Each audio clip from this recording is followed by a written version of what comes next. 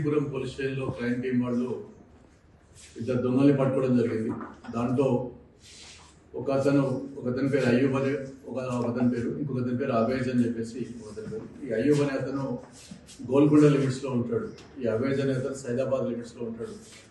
ఈ అయ్యూబ్ ఎవరైతే ఉన్నాడో ఇతను పాత అఫెండర్, 1995 నుంచి ఇతను అఫెన్సెస్ చేస్తూ ఉన్నాడు. ఇతని ఏజ్ ప్రస్తుతం 67. ఇతను ఇప్పటి వరకు 11 సార్లు అరెస్ట్ కావడం జరిగింది. మొదటిసారి చందనగర్ పోలీస్ స్టేషన్లో 2001 అరెస్ట్ అయినాడు.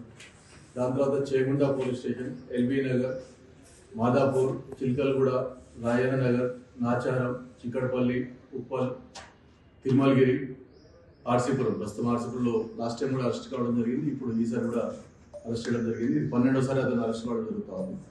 తను గత 30 ఏళ్ళ నుంచి కంటిన్యూస్గా హౌస్ బ్రేకింగ్ చేయడం జరుగుతూ ఉన్నది. అయినా కూడా ఇతను మారకుండా అఫెన్సెస్ చేస్తున్నాడు. ఇతను ఇప్పటి వరకు 238 అఫెన్సెస్ చేసినాడు. 238. ఇతను 2 సార్లు ఇతని మీద పీడీ యాక్ట్ చేయడం జరిగింది. ఒకటి Shamshabad police station PD act చేయడం జరిగింది. అలాగే చిల్కూరుగూడ పోలీస్ స్టేషన్ కూడా ఇతని మీద పీడీ యాక్ట్ చేయడం జరిగింది. అయితే కూడా ఇతను ఆ వృత్తి మానకుండా ఇంకా చేయడం జరుగుతూ ఉంది.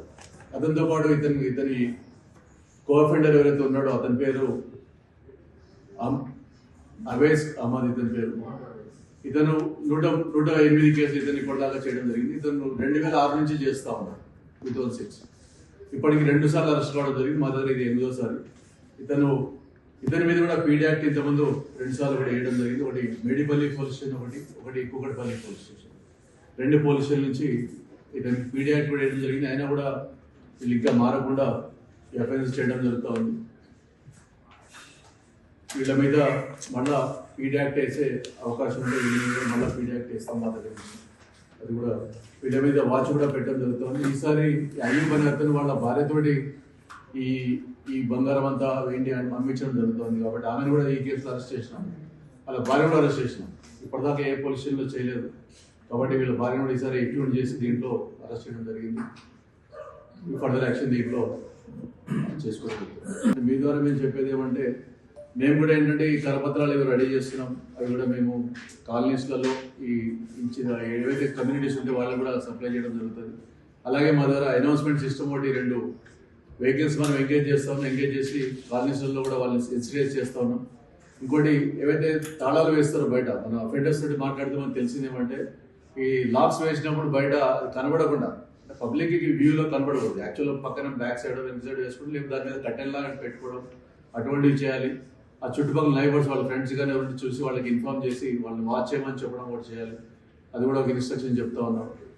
అట్లాగే బయట ఎవ్రీడే దాన్ని క్లీనింగ్ చేసుకోవడం, పేపర్లు కానీ పాకెట్స్, పాల ప్యాకెట్స్ ఇటువంటి కూడా అటువంటి పెట్టకుండా ఎవ్రీడే దాన్ని వాళ్ళ పని వాళ్ళకి చెప్పి క్లీనింగ్ అటువంటివి చేసుకోవడం కూడా చెప్పమని చెప్తా ఉన్నాం. ఈ సందర్భంలో ప్లేస్ ఏమైనా ఊరిగిపోతుంటే మాకు అడ్వాన్స్ ఇన్ఫార్మ్ చేస్తే మేము వాళ్ళకు కూడా అక్కడ వాచ్ పెట్టడానికి అవకాశం ఉంటుంది. కాబట్టి అది కూడా చేయమని చెప్తున్నాం.